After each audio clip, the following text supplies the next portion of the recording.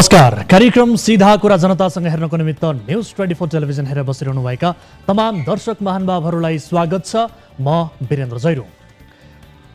जसले वातावरण बिगार्दैन, पेट्रोलियम खरिद गरेर नेपाली पैसा विदेश पुर्याउँदैन, जो दुर्घटना र मानवीय क्षतिको कारक बन्दैन र साइकल चलाउँछ, त्यस्ता व्यक्तिको यो देशमा कुनै इज्जत छैन। सडकमा साइकल चलाउने व्यक्तिको जति इज्जत र सम्मान कसैको नहुनु पर्ने हो, तर साइकल चलाउनेको न यहाँ सुरक्षा छ न त सम्मान नै। सडकमा करोड करोड पर्ने गाडी पनि गुड्छन्, मोटर पनि गुड्छन्, तिनले धुवाँ निकाल्छन्, दुनियाँको स्वास्थ्य बिगार्छन्, इन्धनको रूपमा पैसा जलाउँछन् र देश खोक्रो पार्छन्। सडकमा कसैलाई छिसिक्क छोयो भने मान्छेको ज्यानै जान सक्छ, तर मोटरमा यात्रा गर्नेको शान हेर्नुहोस् त। तिनै मोटर चलाउन सजिलो होस् भनेर सडक विस्तारका नाममा बाबुराम भट्टराई प्रधानमन्त्री हुँदा धेरैको उठीवास लगाइयो। आखिर के भयो? केही पनि भएन।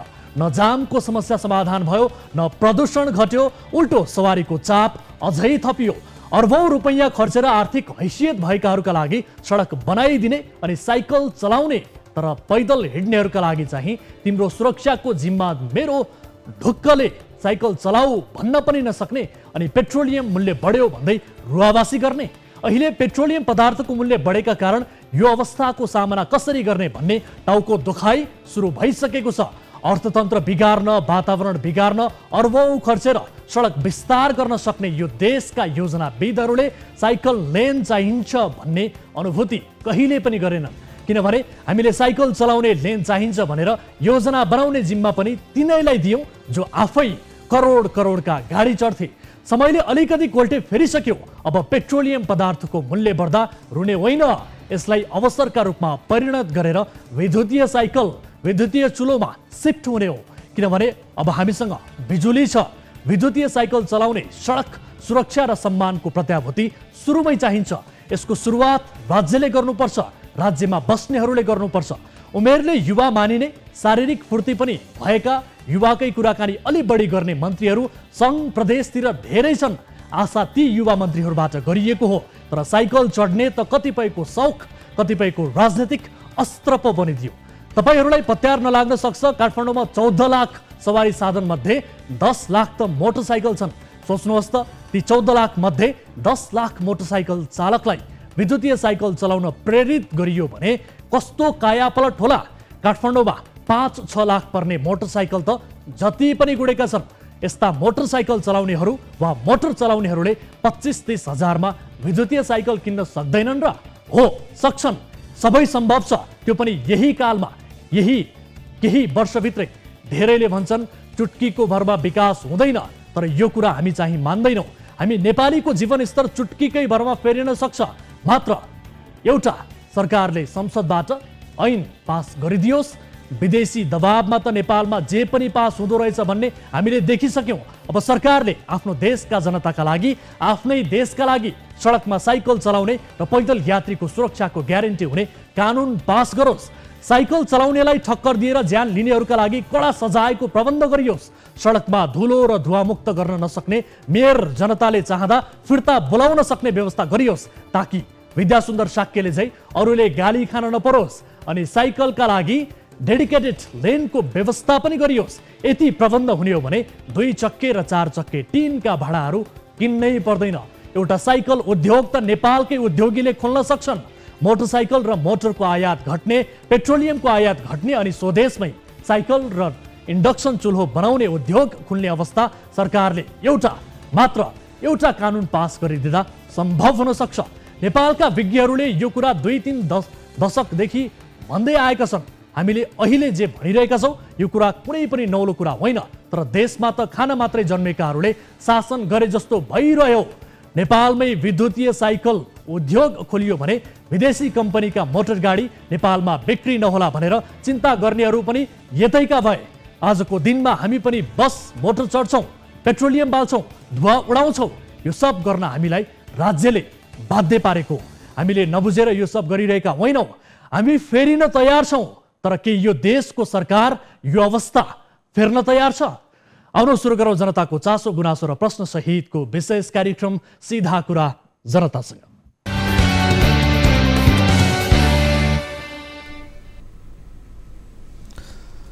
स्वागत छ दर्शक महानुभावहरू। कार्यक्रम सीधा कुरा जनतासँगको नयाँ श्रृङ्खलामा आज पनि उपस्थित भइसकेका छौँ।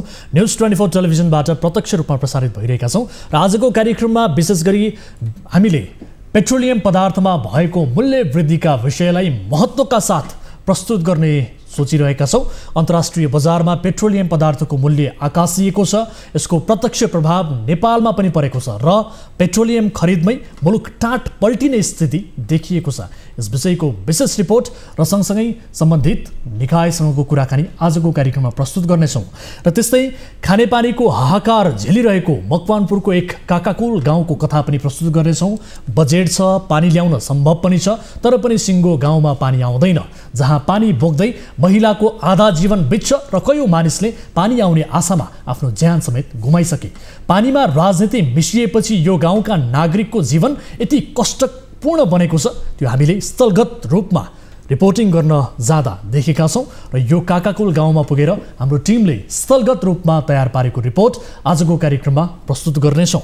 र त्यस्तै सर्लाहीको 1 दर्जन गाउँलाई पूर्व पश्चिम राजमार्गसँग जोड्ने सडक अलपत्र परेको विषयको फलोअप रिपोर्ट पनि आजको कार्यक्रममा प्रस्तुत गर्नेछौँ। 10 महिना अघि यो विषयको रिपोर्ट हामीले प्रसारण गरिरहँदा भनिएको थियो जुनसुकै हालतमा पनि 2078 साल असार मसान्तसम्म यो सडक बन्छ तर अझैसम्म बनेको छैन।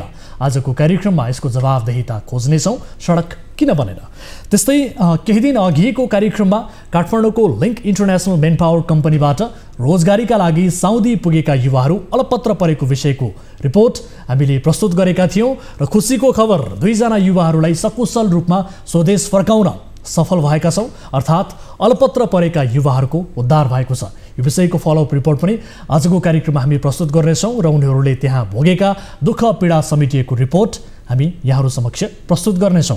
यसबाहेक तपाईँ दर्शक महानुभावहरूसँगको प्रत्यक्ष कुराकानीमा हामी जोडिनेछौँ, जसका लागि हाम्रो टोल फ्री नम्बर 1660 111 2424, यसै गरी एनसेल नम्बर 98 015 7 2424 र एनटिसी अर्थात् भाइबर नम्बर 98 84 011 037 तपाईँका लागि खुला गरिसकेका छौँ। तपाईँ हामीसँग भिडियो सम्पर्क मार्फत भाइबर र वाट्सएप मार्फत जोडिएर पनि आफ्ना समस्याहरू, आफ्ना जिज्ञासाहरू र कुनै पनि अन्याय पीडामा पर्नु भएको छ भने तपाईँले आफ्ना ती सबै पीडा भावनाहरू कार्यक्रममा प्रत्यक्ष रूपमा राख्न सक्नुहुनेछ। तपाईँका जुनसुकै समस्या पनि समाधान गर्ने कोसिस हामीले कार्यक्रम मार्फत गर्नेछौँ भन्दै कार्यक्रमको सुरुवात गरौँ ताली र गालीबाट। यसअघि हामीले सोधेको प्रश्न थियो, स्थानीय तहको निर्वाचनमा चुनाव चिन्हको रङ हरियो राख्ने निर्वाचन आयोगको निर्णय एमाले अध्यक्ष केपी ओलीले दावी गरे झै काङ्ग्रेसको रुख चिन्हलाई ध्यानमा राखेर गरिएको हो भन्नेले तालीमा र होइन भन्नेले गालीमा भोट गर्नुपर्ने थियो। जसअनुसार 50.54% अर्थात् 235 जनाले तालीमा र 49.46% अर्थात् 230 जनाले गालीमा मत जाहेर गर्नुभएको छ। दर्शकहरू, यो मत सर्वेक्षण अनुसार निर्वाचन आयोगको निर्णय एमाले अध्यक्ष केपी ओलीले दावी गरे झै काङ्ग्रेसको रुख चिन्हलाई ध्यानमा राखेर गरिएको हो भन्नेमा बढी मत परेको छ, अर्थात् तालीमा बढी मत परेको छ र झिनो मतान्तर यहाँ देखिएको छ। अब ताली र गालीका लागि आजको प्रश्न, छिमेकी मुलुक भारतको आम आदमी पार्टी झै नेपालमा पनि वैकल्पिक राजनैतिक शक्तिका रूपमा उदाउने विवेकशील साझा वा राप्रपाको सपना आउँदो निर्वाचनमा पुरा हुन्छ भन्नेले तालीमा र हुँदैन भन्नेले गालीमा भोट गर्नुहोला। हाम्रो पात्रको एप्लिकेसनमा गएर ताली र गालीका लागि भोट गर्न सक्नुहुनेछ र भोटिङ सुरु हुन्छ। अब आजको पहिलो विषयतर्फ लिएर जान चाहन्छु। अन्तर्राष्ट्रिय बजारमा पेट्रोलियम पदार्थको मूल्य आकाशिएको छ। यसको प्रत्यक्ष प्रभाव नेपालमा पनि परेको छ। महिनामै 30 देखि 35 अर्ब रुपैयाँ भारतीय आयल कर्पोरेसनलाई बुझाउनु पर्दा नेपाल आयल निगमले घुँडा टेकिसकेको छ। विकास बजेट काटेर तेल किन्ने कि मूल्य बढाउने, यी दुई मध्ये एक विकल्पमा सरकार जानै पर्छ। पेट्रोलियम खपत गर्ने कुनै विकल्पहरू धेरै छन्। यस्ता विकल्पका ढोका सरकारले अब खोल्नै पर्छ, तर त्यही ढोका खोल्ने मन्त्रालयमा मन्त्री नै छैनन्। इन्धनले कसरी नेपालको अर्थतन्त्र, नेपालीको जनजीवन कष्टकर पारिरहेको छ त? यो विशेष रिपोर्ट हेर्नुहोस्। पेट्रोलियम आयातमा दिनकै 1.5 खर्ब रुपियाँ बाहिरिन थालेपछि नेपाली अर्थतन्त्र कुनै पनि बेला कोल्याप्स हुने हो कि भन्ने चिन्ता बढेको छ।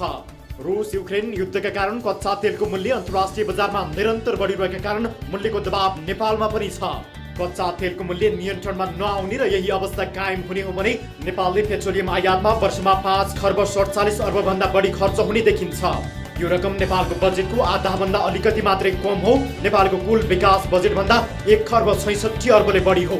अर्थात् पेट्रोलियम आयातका कारण नेपाली अर्थतन्त्रले घुँडा टेक्ने स्पष्ट दृश्य देखिएकै बेला प्रतिनिधि सभा अन्तर्गतको उद्योग तथा वाणिज्य र श्रम तथा उपभोक्ता समितिको बुधबारको बैठकले सरकारलाई पेट्रोलियमको खपत कम गर्ने उपायहरूको खोजी गर्न निर्देशन दिएको छ। उपभोक्तालाई अहिले सरल र सुलभ तरिकाले उपभोक्ताले चाहिँ पेट्रोल पदार्थ उपलब्ध होस् र सक्दोमा मूल्य नियन्त्रण होस्। त्यही हामीले जनताको बाटो गर्दै पर्छ है। त्यस कारणले त्यसतर्फ यहाँहरूको ध्यान जाओस्। समितिको निर्देशन सुन्ने मन्त्री नै छैनन्, निगममा कार्यकारी छैनन्। संसदीय समितिले सरकारलाई पेट्रोलियमको खपत कम गर्ने उपायहरूको खोजी गर्न निर्देशन दिए पनि समितिको यो निर्देशन सुन्नै पर्ने मन्त्री चाहिँ छैनन्। महाअभियोग लागेर निलम्बनमा रहेका प्रधान न्यायाधीश तोलेन्द्र शमशेर राणाको खुट्टाबाट उनका जेठान गजेन्द्र बहादुर हमाल गत असोजमा उद्योग वाणिज्य तथा आपूर्ति मन्त्री भएका थिए। चौतर्फी विरोध भएपछि हमालले राजीनामा दिए। त्यसयता प्रधानमन्त्री शेरबहादुर देउवाले अर्को मन्त्री नियुक्त गरेका छैनन्। त्यो मन्त्रालयको जिम्मेवारी प्रधानमन्त्री आफैले लिइरहेका छन्। अर्कोतिर पेट्रोलियमको एकाधिकारी सरकारी संस्थान नेपाल आयल निगममा पनि यो बेला कार्यकारी निर्देशकको पद पनि रिक्त छ। निगमले मार्च 8 मा बुझाएको महिनाको पहिलो किस्ताको 14 अर्ब 30 करोड मध्ये 4 अर्ब 25 करोड मूल्य स्थिरीकरण कोषबाट झिकेको थियो। अर्थात् पेट्रोलियममा निगमले गरिरहेको घाटाको व्यापारले यो संस्थान डुबिसकेको छ। अन्तर्राष्ट्रिय बजारमा कच्चा तेलको मूल्य बढ्दै, नेपाली रुपैयाँ सस्तिँदै। रूस युक्रेन युद्धका कारण अन्तर्राष्ट्रिय बजारमा कच्चा तेलको मूल्य बढिरहेको छ। सोमबार अन्तर्राष्ट्रिय बजारमा तेलको मूल्य बढेर सन् 2008 यताकै सबैभन्दा उच्च बिन्दुमा पुगेको थियो। एसियाली बजारमा कच्चा तेलको बेन्चमार्क ब्रेन्ट क्रुड $139 नागेको थियो। पछि केही सम्हालिएको छ। नयाँ रेकर्ड बनाउँदै तेलको मूल्य उकालो लागिरहँदा अमेरिकी डलरको तुलनामा नेपाली मुद्राको भाउ पनि रेकर्ड नै बनाउने गरी सस्तिएको छ। नेपाल राष्ट्र बैंकले मंगलबार 1 अमेरिकी डलरको विनिमय दर $123.44 तोकेको थियो। 1 अमेरिकी डलर किन्न $123.44 खर्च गर्नुपर्ने यस्तो स्थिति यसअघि कहिले पनि आएको थिएन। नेपाली मुद्राको अवमूल्यनले आयातमा सबैभन्दा बढी रकम खर्च गर्नुपर्ने र नेपालमा महँगी अझै बढ्ने देखिन्छ। तेलको मूल्य बढ्ने रुसी चेतावनी। नेपाल जस्ता देश बढी प्रभावित हुन सक्ने। पुरा युरोप महादेशलाई चाहिने तेलको 33% माग रुस एक्लैले धानिदिन्छ। रुससँग अमेरिकाले समेत तेल खरिद गर्दै आएको छ। युक्रेनको पक्षमा उभिएको अमेरिकाले रुसको तेल नकिन्ने घोषणा गरिसकेको छ। युरोपेली मुलुकहरूका लागि अमेरिकाको जस्तो घोषणा गर्न त्यति सहज छैन। रुसले आफ्नो उत्पादनमा थप प्रतिबन्ध लगायो वा रुस आफैले तेल निर्यात कटौती गरेमा तेलको मूल्य $300 सम्म पुग्ने चेतावनी दिएको छ। यस्तो भयो भने यसको बढी मार नेपाल जस्तै अल्प विकसित मुलुकहरूमा बढी पर्ने देखिन्छ।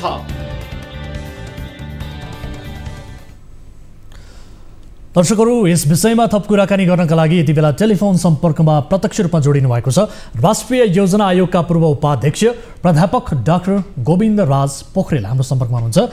सर, स्वागत छ यहाँलाई कार्यक्रम सीधा कुरा जनतासँगमा। हजुर, नमस्कार। हजुर, अब पेट्रोलियम खरिदमै मुलुक टाँट पल्टिने स्थिति देखियो। खपत कम गर्ने उपायको खोजीमा यति बेला सरकार रहेको छ भन्ने ठान्नुहुन्छ? अब यसो छ, अहिले त अब सरकारको काबुभन्दा बाहिरको परिस्थिति हो। यो तेलको मूल्य अन्तर्राष्ट्रिय स्तरमै बढेको छ। फेरि हाम्रो मुद्रा अब भारतीय मुद्रासित जोडिएको हुनाले भारतीय रुपियाँ जति तलमाथि जान्छ त्यही आधारमा हाम्रो पनि तलमाथि जान्छ। त्यसका केही फाइदा पनि छन्, बेफाइदा पनि छन्। तर अहिले चाहिँ जुन अन्तर्राष्ट्रिय स्तरमा विशेष गरी रुस, रसिया र उक्रेनको जुन एउटा वार भएको छ त्यसको कारणले गर्दाखेरि यो तेलको मूल्यमा व्यापक वृद्धि भएको छ। डलरको पनि आकासिँदै गएको छ। यसले गर्दाखेरि हामी जस्तो अल्प विकसित मुलुकलाई ठुलो घाटा पर्छ। तर हामीले अब यस्ता हाम्रा अनुभवहरू, यस्तो लेसनहरू, यस्ता पाठहरू हामी पटक पटक सिक्ने गर्छौँ। जस्तै अब नाकाबन्दीको बेलामा पनि हामीलाई त्यस्तै पाठ सिक्ने मौका आयो। तर हामीले यो पेट्रोलियम पदार्थको प्रतिस्थापन गर्ने विभिन्न उपाय, नीति पनि बनाइयो, तर सम्बन्धित मन्त्रालय, सम्बन्धित विभागबाट त्यसको कार्यान्वयन चाहिँ भएको छैन। त्यसकारणले अब नेपालीहरूले यो अल्पकालीन सङ्कट त हामीले जसरी पनि बेहोर्नु पर्ने हुन्छ। अब मितव्ययिता अपनाउने, सरकारी गाडीहरू जथाभावी नकुदाउने, अब पब्लिकले पनि कार सेयरिङ गर्ने अथवा सार्वजनिक यातायातहरू चाहिँ चढ्ने गर्नुपर्ने हुन्छ। हामीले तेलको खपत घटाउने एकातिर जानुपर्ने हुन्छ, सरकारले फजुल खर्च घटाउने अर्कोतिर जानुपर्छ।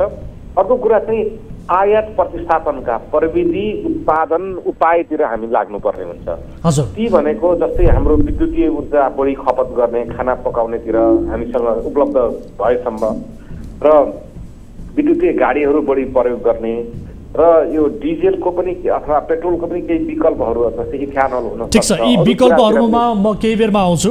जस्तो अब तेलसँगै सुन र डलर यिनैको मूल्यहरू पनि बढिरहेको स्थिति छ। अब यो वृद्धिको असर सर्वसाधारण नेपाली जनताले कसरी कसरी भोग्नुपर्छ यसबारे स्पष्ट रूपमा बताइदिनुहोस् त। अब हामीले फजुल खर्च जस्तै अब सुनको हाम्रो वास्तवमा सुन हामीलाई आवश्यकता भन्दा पनि लग्जरी जस्तै हाम्रो वैवाहिक कार्यक्रमहरूमा लगायतमा त्यसमा अलिकति हामीले फजुल खर्च बढी गर्छौँ। त्यसमा अलिकति हामीले केही कन्ट्रोल गर्नु पर्यो, किनभने आन्तरिक खपत बढी भएको छ। हामीले गहनाहरू अथवा त्यस्तो बनाएर बाहिर निर्यात चाहिँ कमै गरेका छौँ। त्यस कारण यो आन्तरिक खपतलाई अब उपभोक्ताहरूले पनि अब राष्ट्रका सबै नागरिकले पनि सुनको खपत कम गर्नतिर लाग्नु पर्यो। अर्को कुरा अब तेल चाहिँ अन्तर्राष्ट्रिय बजारमै महँगो भएको कारणले गर्दाखेरि सरकारले यसमा काबु पाउनु हुँदैन। फजुल खर्चतिर सरकारका निकायहरूले पनि कम गर्नु पर्यो, मन्त्रीहरू मन्त्रीका आसेपासेकाहरू अनावश्यक जुन यातायातका साधनहरू प्रयोग गरिन्छ त्यसमा पनि कम गर्नु पर्यो र सरकारले अनुरोध गर्नु पर्यो। जस्तै एउटा गाडीमा एउटा मान्छे मात्रै चढेर चाहिँ बजार सहरभरि घुम्ने अब टाढा टाढासम्म जुन जाने हामीले देखेका छौँ त्यसमा कार सेयरिङ हुन्छ अथवा सार्वजनिक यातायातको प्रयोग गर्नु परिन्छ। त्यतातिर सरकारले अनुरोध गर्नु पर्यो, सबैलाई प्रोत्साहन गर्नु पर्यो र जनताले पनि त्यो चाहिँ जनतामा पनि त्यो एक किसिमको चेतना चाहिँ बाँड्नु पर्यो, त्यतातिर लाग्नुपर्छ। अर्को यो चाहिँ सरकारले गर्न सक्ने अहिलेको अल्पकालीन यही नै उपाय हो, खपत कम गर्ने। ठिक छ। अब जस्तो अब अलिकति अर्को प्रसङ्गमा यहाँलाई जोड्ने हो भने वर्तमान अर्थमन्त्रीको कार्यदक्षतालाई लिएर प्रधानमन्त्रीसम्मले चाहिँ असन्तुष्टि व्यक्त गर्नुभएको भन्ने किसिमका खबरहरू आइरहेका छन्। प्रतिपक्षी दलका अध्यक्षले चाहिँ अर्थमन्त्री चाहिँ प्रधानमन्त्रीले पाउनुभएकै हो भन्ने किसिमको व्यङ्ग्य पनि गर्नुभएको थियो। अब यो यति बेलाको यो बिग्रदो अर्थतन्त्र सम्हाल्नका लागि अर्थमन्त्रीको दक्षताले अलिकति नभ्याएको हो कि के लाग्छ यहाँलाई? अब यो अर्थतन्त्र अहिले मात्रै होइन, विपक्षी दलका नेताले पनि कार्यक्रमहरू ल्याउँदाखेरि अब जस्तै अहिले हाम्रो तेलको यस्तो हाहाकार भयो, त्यति बेला उहाँले बिजुली गाडीहरू खरिदमा कर बढाइदिनु भयो। उहाँका विपक्षी दलका अर्थमन्त्रीज्यूले पनि देशको आर्थिक अवस्था खासै राम्रो बनाउनु भएको चाहिँ थिएन, किनभने त्यो 3.5 वर्षको जुन सङ्घले छ त्यसको सम्पूर्ण एकुमुलेसन भएको छ। त्योदेखि जुन बिग्रिँदै आएको अवस्था अहिले बिग्रेको, त्यसमा चाहिँ कोभिड-19 अथवा कोरोनाको लकडाउन, कोरोनाको महामारीले त्यसमा थपिदियो र अहिले अन्तर्राष्ट्रिय स्तरमा जुन एक प्रकारको अब युद्धको अवस्था आयो र तेलमा व्यापक चाहिँ उतार चढाव भयो, त्यसले गर्दाखेरि अहिले हामीलाई असर परेको हो। त्यसको साथसाथै अब मन्त्री कस्तो हुनेको, किनभने मन्त्री हुने भनेको राजनीतिक व्यक्ति नै हो। राजनीतिक व्यक्तिले अब त्यसको विषयवस्तु ज्ञान, रामशरण महत, महेश आचार्य जस्ताहरू विषयवस्तुको ज्ञान बुझेर आएर राम्रो गर्ने पनि छन्। अब विषयवस्तुको ज्ञान बुझेर आएर पनि डाक्टर युवराज खतिवडाको कार्य चाहिँ काल चाहिँ औषध नै रह्यो, त्यति उत्तम नै रहेको जस्तो अब मान्छेहरूले उत्तम रहेको जस्तो पाएनन्।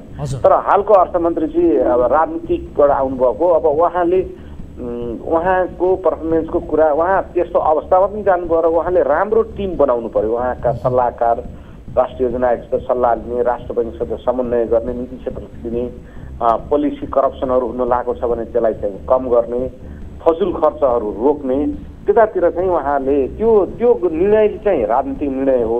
त्यस्ता उपायहरू सुल्झाउने चाहिँ बौद्धिक जगत अथवा चाहिँ एउटा विषयविज्ञहरूले, सफल राजनीतिज्ञले विषयविज्ञहरू चाहिँ आफूसँग धेरै राख्नु पर्यो। जुन अहिले बजारमा चलेको चर्चामा उहाँमा त्यो कमी देखिएको जस्तो छ, तर उहाँले विषयविज्ञहरू अझ थप्नु पर्ने चाहिँ हुन्छ। डाक्टर साहब, जस्तो अब अहिले यहाँले भने जस्तै हामीसँग बिजुली पनि पर्याप्त छ भनेर भनिएको छ, तर ऊर्जा मन्त्रालय विद्युत उपभोग बढाउन भन्दा पनि 20 युनिट बिजुली सित्तैमा दिएर सस्तो लोकप्रियता हासिल गर्न चाहिँ लागेको जस्तो देखियो। यो तपाईँलाई कस्तो लाग्छ यो विषय? यो त एकदम यो चाहिँ 20 युनिट चाहिँ बिजुली फ्रीमा दिएर कति बस्ने हो? तपाईँ 20 युनिटमा 5 रुपियाँको दरले भने 100 रुपियाँ बच्यो। 100 रुपियाँ बचत गरेर कोही नागरिकको गरिबी निवारण हुँदैन। नागरिकले एक दिन तपाईँले चाहिँ मजदुरी गरे पनि 700 देखि 800 1000 रुपियाँसम्म पाउने अवस्था छ भने 100 रुपियाँको बिजुली नागरिकलाई फ्रीमा दिएर त्यसले कसैको गरिबी हुने, कसैलाई उत्थान हुने, कसैलाई हुँदैन। बरु त्यस्ता जनतालाई त औषधि फ्रीमा दिने, सार्वजनिक यातायात सस्तोमा गरिदिने, अथवा बिजुलीबाट खाना पकायो भने त्यसमा सस्तो गर्ने, त्यतातिर ध्यान दिनुपर्नेमा यो कुनै कुनै मन्त्रीज्यूहरूमा यो सृजनशीलताको कमी।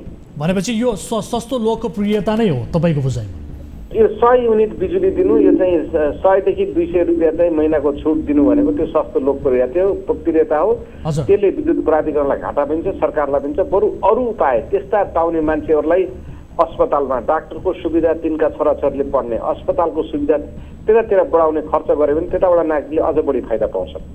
ठिक छ। अब अन्तिममा जस्तो यहाँले सुरुवातमा पनि भन्न खोज्दै हुन्थ्यो, मैले अलिकति इन्टरप्ट गरेँ यहाँलाई त्यति बेला। अब अन्तिममा वैकल्पिक ऊर्जाको विषयको तपाईँ विज्ञ पनि हुनुहुन्छ होइन?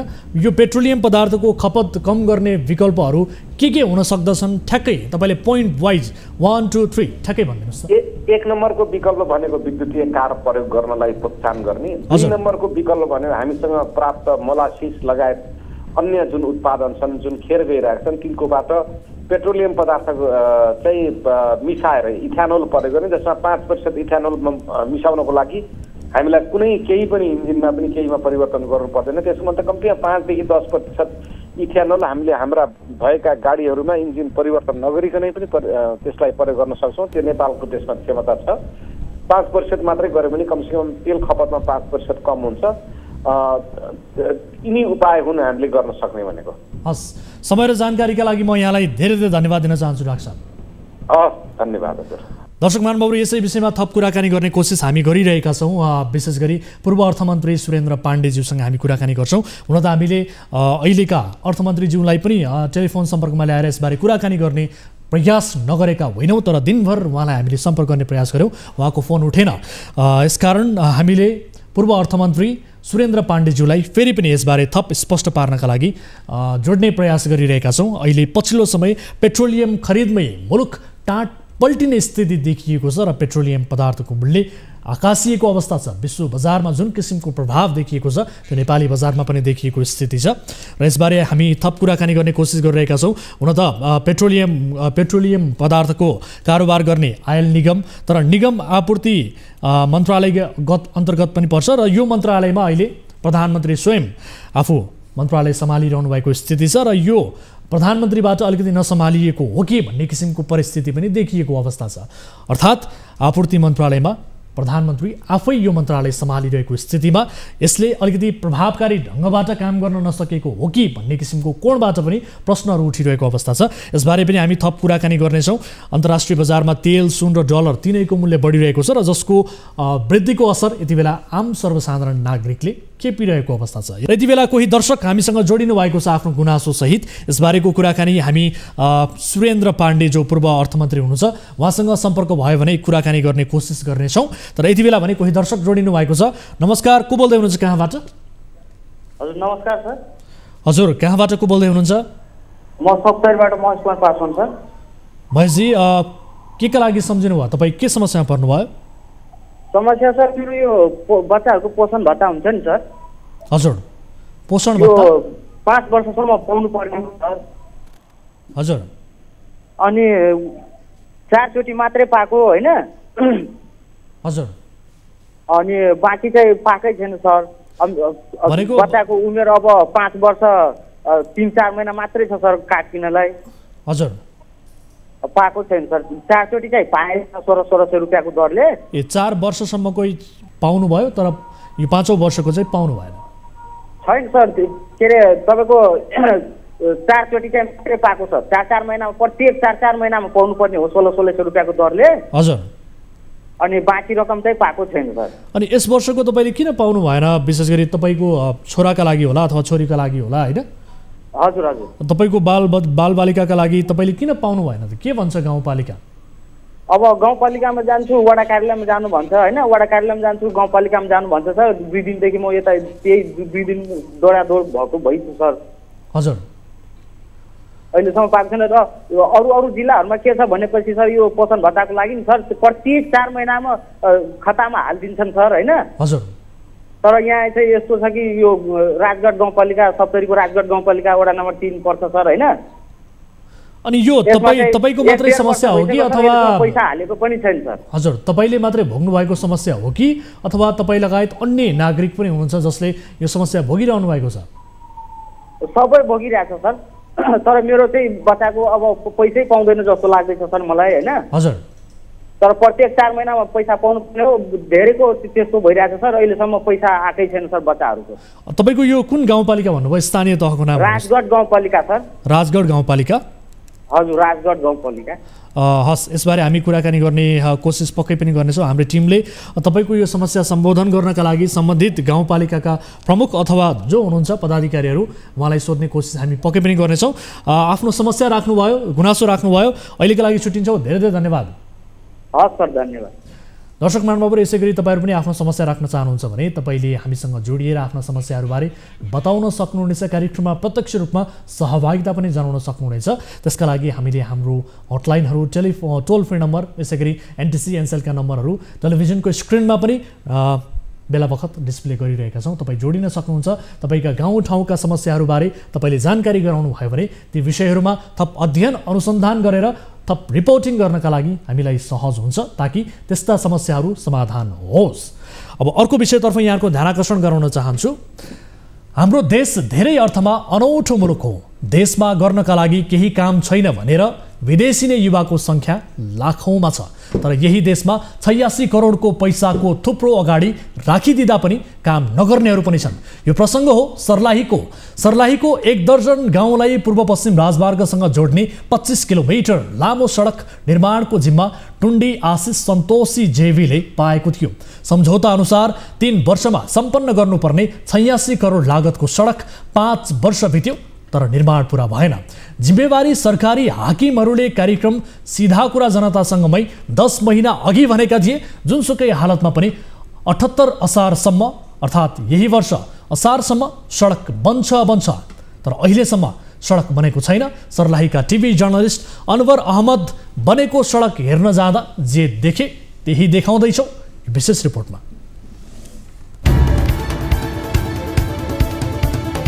सर्लाहीका करिब 10 गाउँलाई पूर्व पश्चिम राजमार्गसँग जोड्ने त्रिभुवन नगर फुलजोर सडकको निर्माण सम्पन्न हुने मिति अनिश्चित बनेको छ।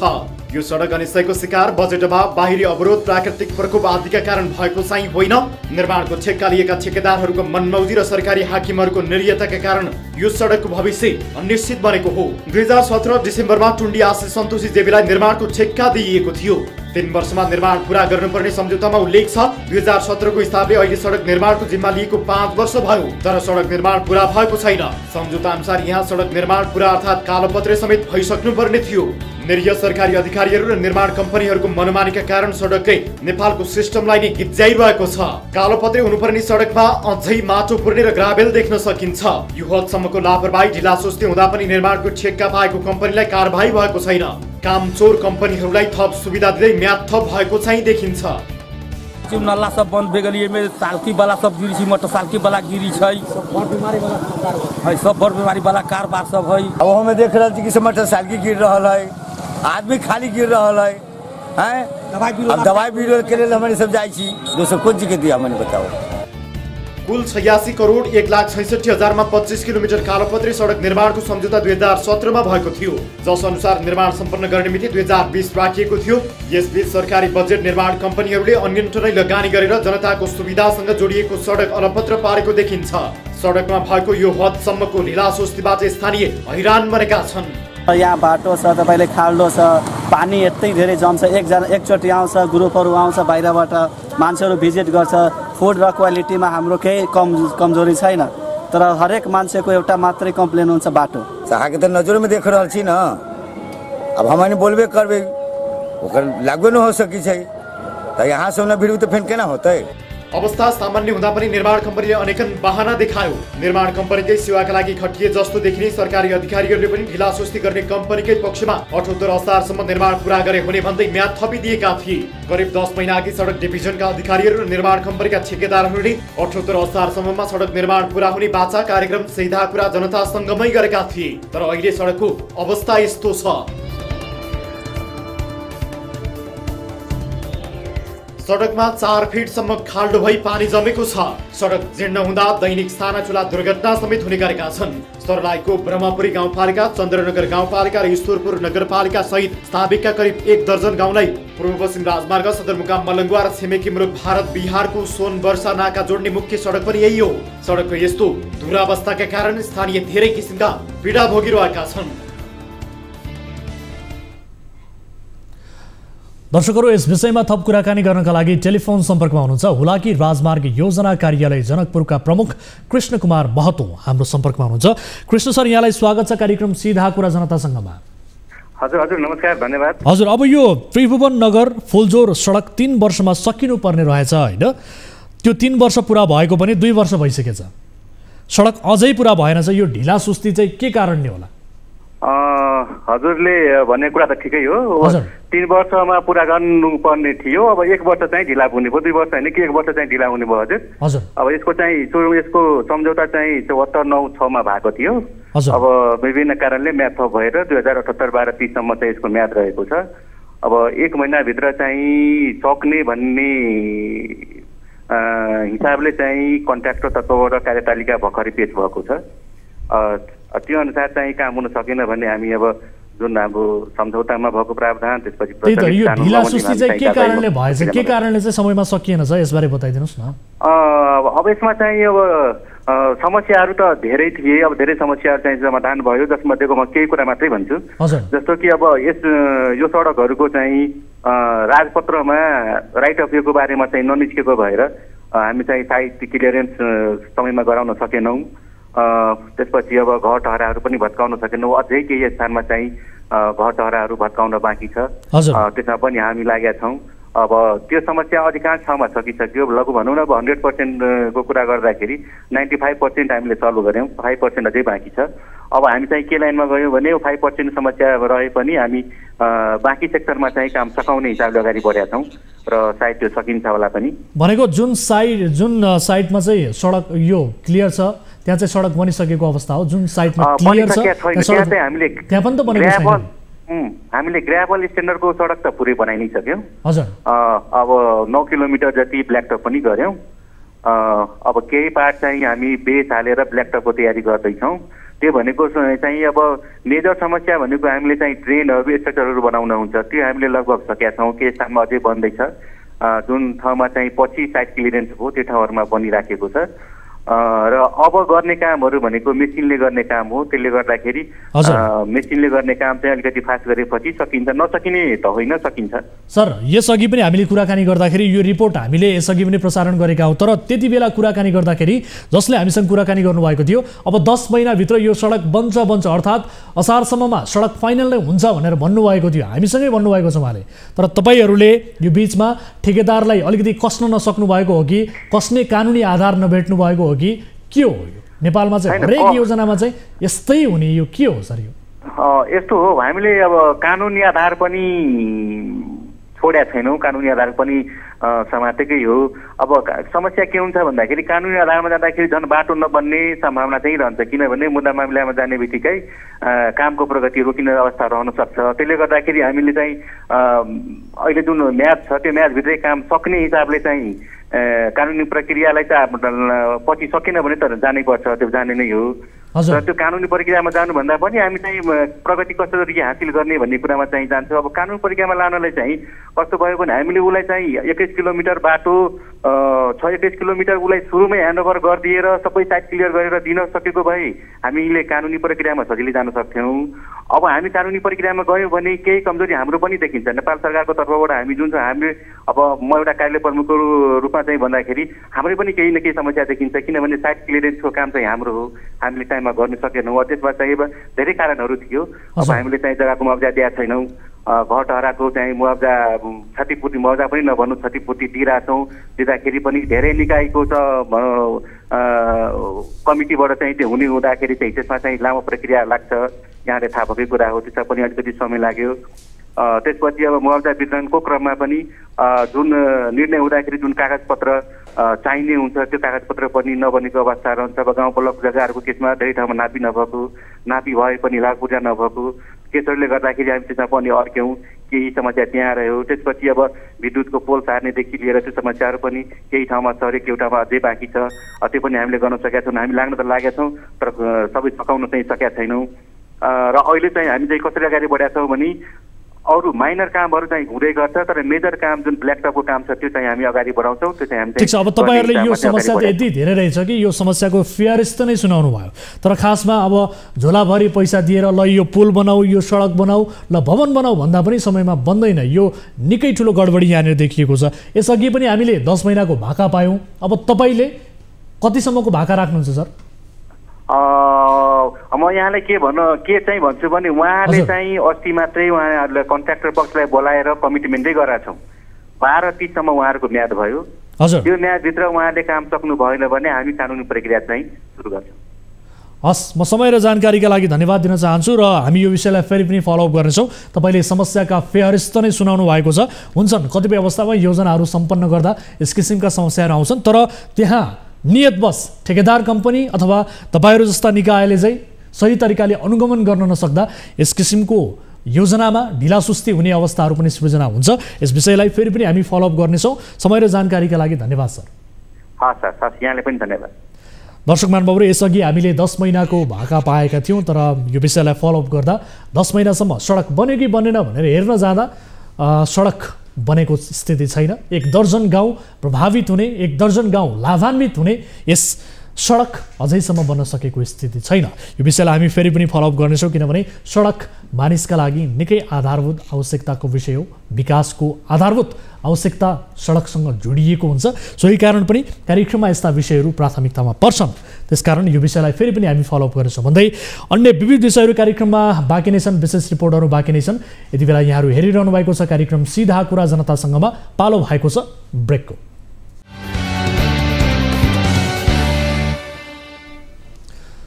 ब्रेकपछि स्वागत छ दर्शकहरू। कार्यक्रम सीधा कुरा जनतासँगमा आम नागरिकसँग प्रत्यक्ष सरोकार राख्ने विषयहरूलाई कार्यक्रममा समावेश गर्दै ती विषयहरूको समाधान खोज्ने प्रारूपको यस कार्यक्रममा अब अर्को विषय यहाँहरू समक्ष प्रस्तुत गर्न चाहन्छु। रोजगारी दिने भनेर नेपाली युवालाई अलपत्र पार्ने लिङ्क इन्टरनेसनल नामक मेन पावर कम्पनीको बदमासी त हामीले यसअघिका एपिसोडहरूमा देखाएकै छौँ। लिङ्क इन्टरनेसनलबाट धेरै युवा पीडित भएका छन्। उनीहरूको उद्धारका लागि यो कम्पनी बिल्कुलै जिम्मेवार देखिएको छैन। पीडितहरू हाम्रो सम्पर्कमा आउँदा मेन पावरका अधिकारीहरूले ती पीडितहरूलाई अझै दुःख दिएको पाइयो। तर पनि 2 युवा लिङ्कको जालझेलका बावजुद नेपाल फर्किन सफल भएका छन्। लाखौं रुपैयाँ असुली गरेर नेपाली युवालाई साउदीमा अलपत्र पार्ने लिङ्क इन्टरनेसनलको बदमासी अनि नेपाल फर्केका 2 युवाको कस्तो शास्ति रह्यो अथवा उनीहरू कसरी नेपाल फर्किन सफल भए, यो फलोअप रिपोर्ट हेरौँ। साउदीमा अलपत्र परेका 2 नेपाली युवाको उद्धार भएको छ। 7 महिना अघि रोजगारका लागि साउदी स्थित दमाम पुगेका कञ्चनपुरको दोधारा चाँदनी नगरपालिका 4 का राजबहादुर चन्द र तनहुँको ब्यास नगरपालिका 6 का कुमार परियार उद्धारपछि बिहिबार नेपाल फर्किएका हुन्। साह्रै खुसी छ दाइ। अब धेरै दिन भयो यति कोसिस गर्दा गर्दा पनि बल्ल तल्ल अब जससँग भनौँ न दिनदिनैसँग लडेर बल्ल बल्ल 4-5 दिन रोडमा सुतेर आज पुगिरहेछ। खुसी नै छ। आफ्नो देश फर्किँदा कसैलाई पनि राम्रै लाग्छ। के भन्दा यस्तै छ। अब पुग्यो, रोएर होस् हाँसेर होस् जसो गरेर दुःख सुख काटेर आइयो। हजुरहरूले फोन गरिदिनु भयो, एमबिसीमा फोन गरिदिनु भयो एउटा, त्यसपछि बल्ल कुरो फेरियो। नत्र भने हामीले त्यहाँ काम दिन्छु भनेको छ, काम गर्नु काम दिन्छु भन्छ, 3 महिना सुधार हालिदिन्छ। कम्पनीले कहिले पनि काम दिन्न भन्दैन। काम भओस् नहोस् म दिन्छु भनेर ल्याएको उसले काम।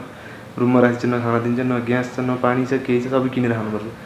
अनलाइन मार्केटिङमा रोजगारी दिने भन्दै काठमाडौँ स्थित लिङ्क इन्टरनेसनल म्यान पावर कम्पनीले उनीहरूलाई साउन 23 गते साउदी उडायो।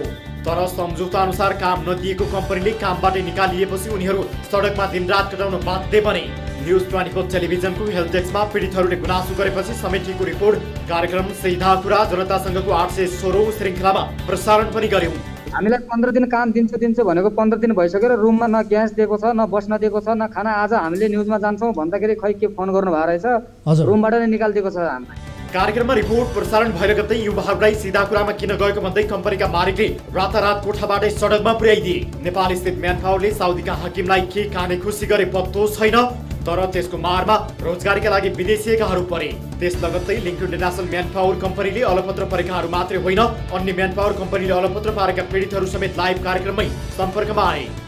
3 महिना भइसक्यो बेसिक स्यालेरी दिँदैन रुममा बसाले छ कसैलाई पनि यो सबलाई फसाएकै छ सर त्यस दिन उनीहरूको न त खानको चुङ्गो थियो न त बस्नकै कोही गाडीमा खाई नखाई सुते कोही भुइँमै सुते लाइभ कार्यक्रममा उनीहरूको गुनासो सुनि लगत्तै हाम्रो टिमले साउथ इस्ट नेपाली दूतावासलाई सम्पर्क गर्यो र भोलिपल्ट दूतावासले पीडितहरूले आफ्नो कार्यालय बोलायो अन्ततः link international man power company मार्फत गएका 2 जना युवाहरू स्वदेश फर्कन पाए स्वदेश फर्किए लगत्तै हाम्रो कार्यालयमा आएका उनीहरूले न्युज 24 टेलिभिजनलाई धन्यवाद समेत दिए पुरा मद्दत हजुरको हेर्दै यो न्युज 24 को धन्यवाद भन्न चाहन्छु म अभियसली हामीले धेरै मान्छे लगभग हुन्छ नि पीडामा आफन्तलाई मात्र सम्झिन्छ पीडा बढ्यो भने सबभन्दा पहिला आफन्तलाई मात्र सोच्नुपर्छ आफन्तलाई धेरै मान्छेहरूलाई लिङ्क इन्टरनेसनलमा पठाएको पनि हो धेरै मान्छेहरूलाई भनेको पनि हो र उनीहरूलाई एउटै कुरा भनिने कि तेरो मान्छे काम गरिरहेछ नि तेरो मान्छेलाई म काम दिँदैछु कहिले पनि त्यही कुरा गरेर फर्काइने उडोसको टोकाइले एक रात पनि निदाउन पाएनौँ पीडितहरू अनलाइन मार्केटिङमा काम पाउने आशामा साउदी पुगेका युवाहरूले भने अनुसारको काम त पाएन नै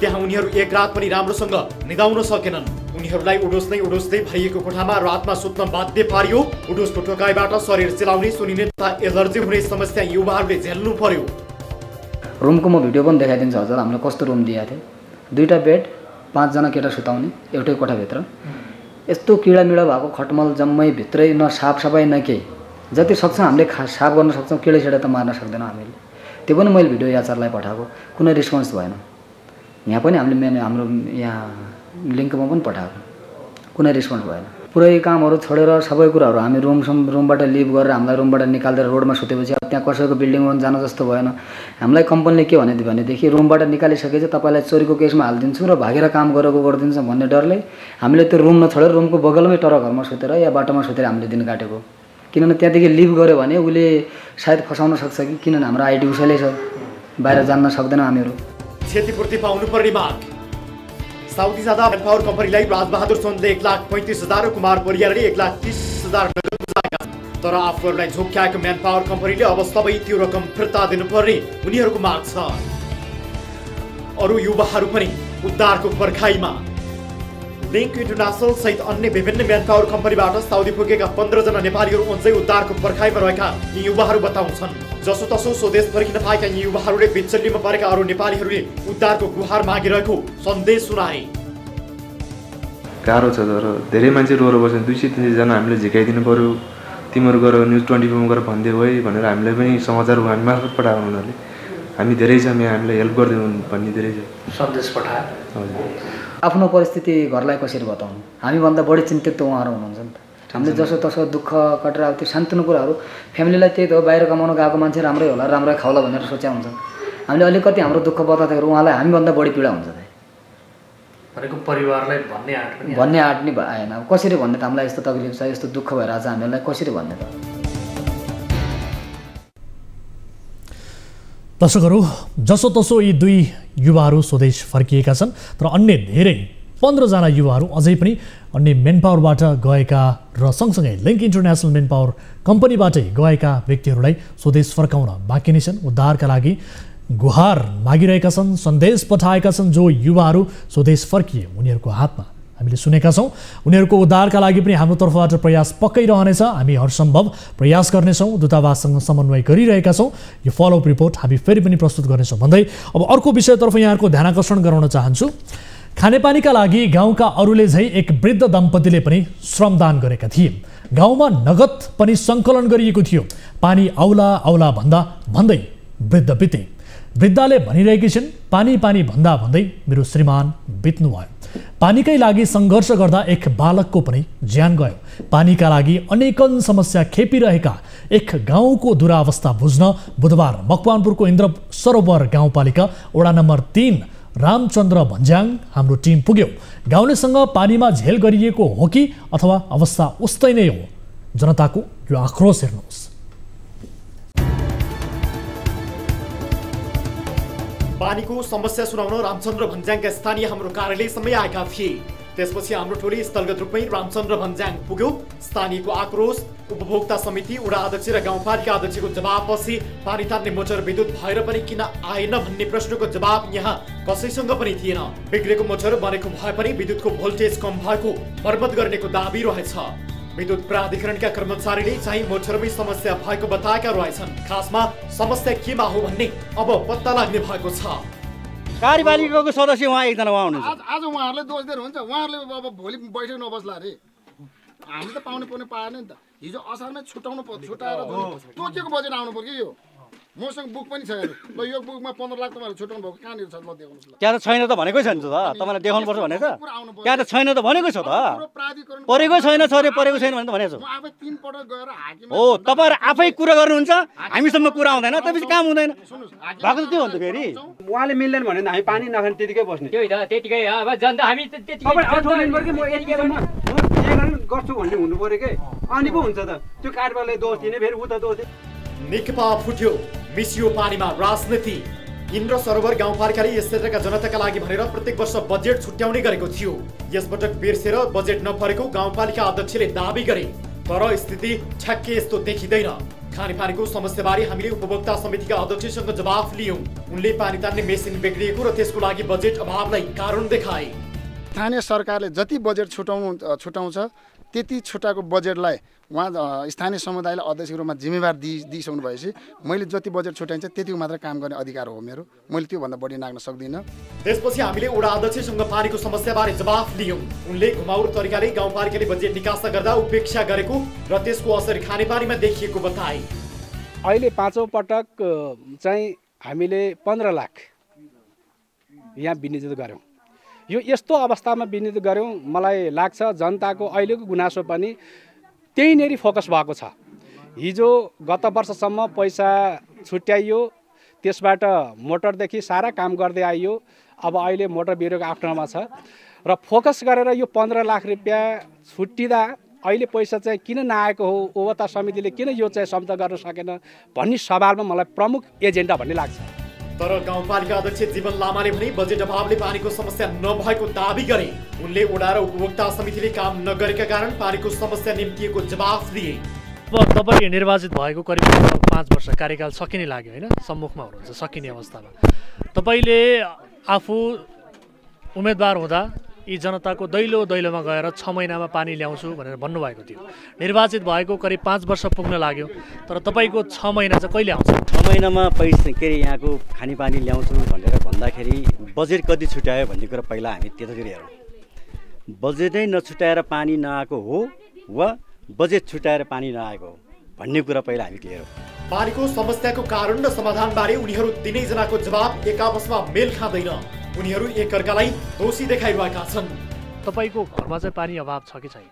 मेरो घरमा चाहिँ मैले पोहोर म जनप्रतिनिधि भइसकेपछि मेरो टोलमा पैसा हालेर खानेपानी खुवाएको पोहोर 3 वर्ष पछाडि छोटो योजनाबाट म आफूले पनि यसपालि खाएँ।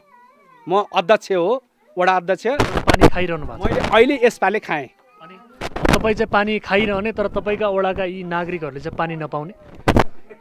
त्यो पानी नपाउने भन्ने त कुरै भएन। अब यो पानी पाउनको निम्ति हामीले प्रयत्न गरिरहेछौँ। तिनै अध्यक्ष पहिले नेकपाका कार्यकर्ता थिए। नेकपा फुटेपछि गाउँपालिका अध्यक्ष माधव नेपालको समाजवादीमा गए। 2 अध्यक्ष एमालेमै रहे। स्थानीयको बुझाइ अनुसार समाजवादीका अध्यक्षले यसपटक बिर्सेको भन्दै एमालेका कार्यकर्ता अध्यक्ष भएको वडामा बजेट पारिदिएनन्। तर पनि बजेटको समस्या नहुने गाउँपालिका अध्यक्ष लामाले बताएका छन्। पानीमा मिसिएको यो राजनीतिको सजाय चाहिँ गाउँलेले पाइरहेका छन्। हप्ता दिनमा समस्या समाधान गर्ने जनप्रतिनिधिको प्रतिबद्धता। सिङ्गो गाउँ पानीको हाहाकारमा बाँचिरहँदा गाउँपालिकाका अध्यक्ष लामाले भने आफूलाई पानीको समस्याबारे कुनै जानकारी नै नगराइएको बताए। उनीहरू बीचको यो सवाल जवाफलाई हेर्दा जनताका निर्वाचित जनप्रतिनिधि कुन हदसम्मको गैर जिम्मेवार हुन्छन् भन्ने स्पष्टै हुन्छ। यद्यपि स्थानीयहरू पानीको समस्याले पिरोलिरहँदा उपभोक्ता समिति, वडा कार्यालय र गाउँपालिका अध्यक्षले 1 हप्ताभित्र खानेपानीको समस्या समाधान गर्ने प्रतिबद्धता जनाएका छन्। तपाईँका जनता हुन्, कार्यपालिकाका सदस्य जति पनि छन् उनका पनि जनता हुन्, एउटै गाउँपालिकाभित्रका नागरिक हुन्, स्थानीय हुन्। तपाईँले भन्नुहोस्। त्यो मिसिन मैले अघि भने अलिकति जोडेँ होइन। यदि भोल्टेज, विद्युत भोल्टेज र मिसिनको कारणले त्यो पम्पको कारणले चाहिँ पम्प चाहिँ खरिद गर्नुपर्ने अवस्था आयो भने त्यो खरिद गर्ने पैसा व्यवस्था गर्छु। अब यो दुवै कुरामा विकल्प खोज्न सकियो। मोटरै बनेको छैन, बिग्रेको छ, अर्थात् त्यो मोटरले कामै गर्दैन, विकल्प त खोज्नु पर्यो। अर्को मोटर नकिनिकन त सम्भावना छैन। अब मोटर पनि ठिक छ, भोल्टेज पनि ठिक छ, दुवैले भनिरहेछ। त्यो भनिरहेको कुरा चाहिँ दुवै जनालाई राखेर, दुवै पार्टको मान्छेलाई राखेर कुरा गरेपछि मात्रै हामीले फाइनल गर्न सक्ने भयौँ। त्यसको निम्ति हामीले सकेसम्म किनभने उसको नि कुरो होला, हामी 1 हप्ताभित्र त्यो कुरो सल्टाउने गरी गर्न प्रयास गर्छौँ। दर्शक महानुभावहरू, राजनीतिकै कारण यो आयोजना अझैसम्म सम्पन्न भएको छैन। विगत 13 वर्षदेखि यहाँ खानेपानी आयोजना बन्न लागेको छ, तर अझैसम्म सम्पन्न भएको छैन। सङ्घीयता आयो, स्थानीय सरकार आयो, अझ बढी आशा अपेक्षाहरू स्थानीय नागरिकले पानी पाउने गरेका थिए, तर त्यो पानी पाउने आशामा कयौँ मानिसको ज्यान गयो, कयौँ वृद्धहरूले आफ्नो श्रीमान गुमाए, नाबालकको मृत्यु पनि भयो, तर अझैसम्म गाउँमा पानी पुगेको छैन। यो काकाकुल गाउँको कथा हामीले प्रस्तुत गऱ्यौँ। यद्यपि यहाँका स्थानीय सरकारले अब 1 महिनाभित्र यो समस्या समाधान गर्ने र आयोजनालाई पूर्णता दिने प्रतिबद्धता हामी समक्ष जनाएका छन्, जनता समक्ष गरेका छन्। यो विषयलाई गम्भीरताका साथ फलो गर्नेछौँ र यो काकाकुल गाउँमा पानीको आयोजना सम्पन्न हुन्छ कि हुँदैन र नागरिकको घर घरमा पानीको धारा पुग्छ कि पुग्दैन, यसबारेको विशेष फलोअप रिपोर्ट हामी प्रस्तुत गर्नेछौँ भन्दै आजका लागि कार्यक्रम सीधा कुरा जनतासँग यिनै विषयहरू प्रस्तुत गर्दा गर्दै सकिएको छ। कुनै आपद विपदमा पर्नु भएको छ, कुनै समस्यामा पर्नु भएको छ, कुनै पनि अन्यायमा पर्नु भएको छ, पीडामा पर्नु भएको छ, आफ्नो गाउँ ठाउँमा समस्याहरू झेलिरहनु भएको छ भने तपाईँले हामीलाई 24 घण्टा हाम्रो 24 हेल्प डेस्कमा 1660112424 हाम्रो टोल फ्री नम्बर, यसै गरी एनसेल नम्बर 9801572424 र एनटिसी अर्थात् भाइबर नम्बर 98848011 037 मा तपाईँले कल गर्न सक्नुहुनेछ। तपाईँका समस्याहरू सुनाउन सक्नुहुनेछ। तपाईँका समस्या हामी सुन्ने मात्र छैनौँ, त्यसको समस्या समाधान गर्नका लागि तपाईँ भएकै ठाउँमा हामी देशैभर हाम्रा टिभी जर्नलिस्टहरू रहनु भएको छ, उहाँहरू पुग्नुहुनेछ। सकेसम्म हामी आफै पनि तपाईँका समस्याहरू समाधान गर्न, स्थलगत रूपमा रिपोर्टिङ गर्न तपाईँका गाउँ ठाउँ पुग्नेछौँ भन्दै आजका लागि कार्यक्रम सीधा कुरा जनतासँगबाट म वीरेन्द्र जैरू बिदा हुन्छु। नमस्कार।